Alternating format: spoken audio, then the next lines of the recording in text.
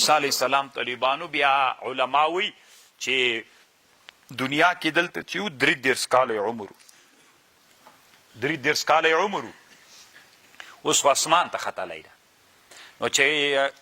بیرته چې راکته سي طالبانو نو 9 کاله به په دنیا کې بیا تیروي چې 40 کاله عمر سي خبر باندې پوه شو نو طالبانو چې هلته به زمانه یې کم نه وي په جنت او په دوزخ کې ځکه طالبانو دلته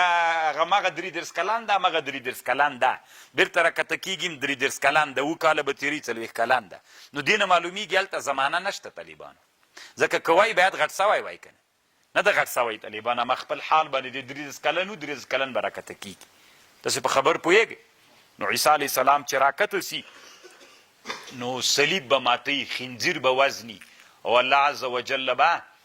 د عمل به طالبانو قرآن باندې کوي قرآن او حدیث ته رسول علیه السلام کې به اجتهاد کوي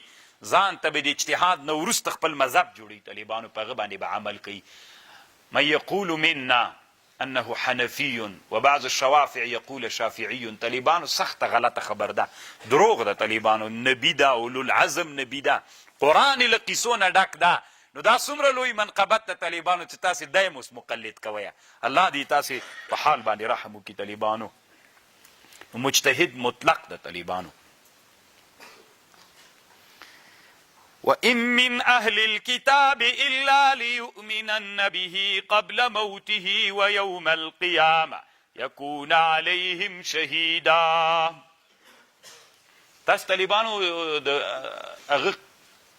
څه ورته وایي حضرت مهدي علیه السلام چې اسمان نه مهدي علیه السلام چې راوځي که نه هغه هم طالبانو مقلد نه د طالبانو مجتهد د مهدي علیه السلام نو هغه چې مجتهد ده علي قاري رحمه الله یو کتاب جوړ کړی ده المشرب الوردي فی مذهب المهدي ډېره ښه قصه یې کړې طالبانو چاله دروغ یوه قصه جوړه کړې سخت درنه بمونه یې پې باندې غورځولي علي قاري صاحب طالبانو الله دې د اسلامي امت په علماو رحم وکړي ډېر لوی خدمت یې کړی که دوی دا ردونه نه وای کړي طالبانو نن عصر کې به موږ ته بریلویانو داسې غوږونه کېدل په هر چي کې فبظلمهم من الذين هادوا په سبب د ظلم دوی من الذين په کسانو هادو چې یهودان دي حرمنا عليهم الطيبات یعنی ظلم کړی ده هغه کسانو چې یهودان دي نو د دوی د ظلم د وجې نه موږ حرام کړی ده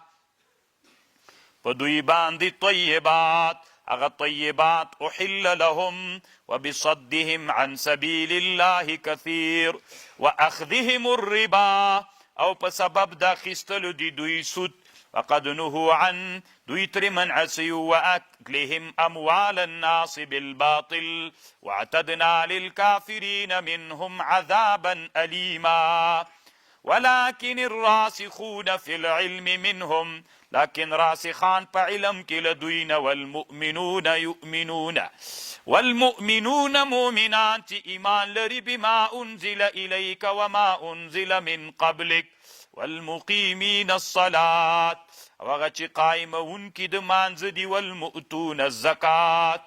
والمؤمنون بالله واليوم الآخر اولئک سنؤتیهم اجرا عظیما طالبانو د علماوی د مقیمین الصلاة هلته که نه بما انزل من قبلك والمقیمون الصلاة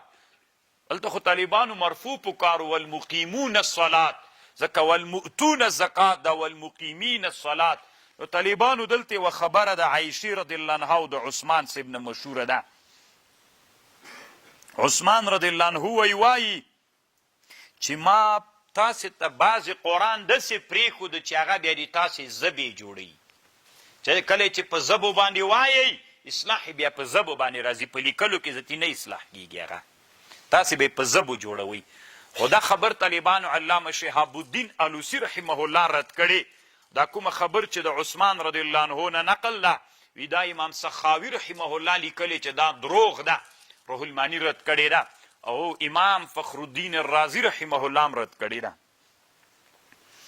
انا اوحینا الیک مونږ وحی کړي تا ته كما اوحینا الى نوح والنبیین من بعد او لکه څنګه مو چې وحی کړی د نوح ته والنبیین من بعد واوحینا الى ابراهیم واسماعیل واسحاق ويعقوب والاسباط وعيسى وأيوب ويونس وهارون وسليمان وآتينا داود الزبورا. روح المانی طالبانو دا د اسباط د یوسف علیه السلام رونه چې د دې نبوت دی نه مني. امام سیوطي د روح المانی رایه داري وي د انبیا نه ول. ورسلا قد قصصناهم عليك بعضی رسولان من قصه کړي پتا باندې من قبل ورسلا لم نقصص عليك وكلم الله موسى تكليما. طالبانو انبیا چې دی یو لکو څلروي زره انبیا دی حدیث کې، خو موږ ولې د سوایل ته یو لکو څلروي زره، نو موږ ولې د سوایو طالبانو څه کم زیات؟ دا خبره واحد ده. او د انبیاو باندې ایمان دا طالبانو مومن به د مسلمان دی پاره باید مسلمان ایمان په ولري، خو طالبانو عدد ثابت په خبره واحد باندې ده، نو قطعیت نه راولي. علما وی زکه به د سوای څه کم څلروي زره څه کم یا زیات. اوس که داسې موږ څلروي زره باندې ایمان راوړو طالبانو څلروي زره انبیا نه یو تیر کم دوه پنځه له دې نه کم وي طالبان، نو بیا خو موږ زیادت او که چېرته داسې وي طالبانو مثلا پنځه وي زره یو نبي وي، نو موږ که په څلروي زره باندې ایمان راوړو یو چې پاتې سو هغه باندې موږ ځکه موږ په څلروي زره ایمان راوړو په یو باندې مو ایمان راوړو بیا طالبانو موږ کفر ته رسېږو، نو ځکه به وایو څه کم و زیات. ورسلا مبشرين ومنذرين لئلا يكون للناس على الله حجة بعد الرسل وكان الله عزيزا حكيما. لكن الله يشهد، لكن الله شاهدي وي بما انزل اليك فاغشي چې نازل کړي د تا ته، انزله بعلمه الله نازل کړی تاسې ته بعلمه، یعنی الله په دې پوه ده چې قرآن کې مصالح دي، الله نازل کړی بعلمه یعنی مصالح سته په قرآن کې. داسې قرآن الله نه ده نازل کړی طالبانو چې مصلحت نه وي پکې. څومره ښه خبر شو طالبانو، الله قرآن نازل کړی چې مصالح د دې ټولنې سته پکې. نو طالبانو علما وی چې کله یو امیر د مسلمانانو یو فرمان صادری مصالح د امت بم پکې ګوري چې مصالح د امت ستا پکې که نسته ده. والملائکة یشهدون وکفا بالله شهیدا. ان الذین کفروا کسان چې کافر دي وصدوا عن سبیل الله قد ضلوا ضلالا بعیدا.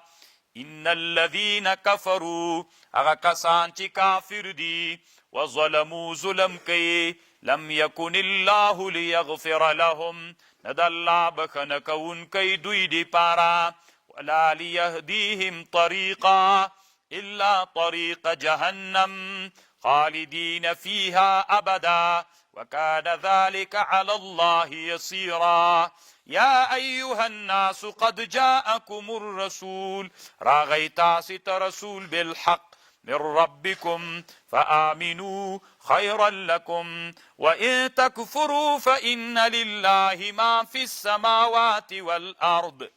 وكان الله عليما حكيما.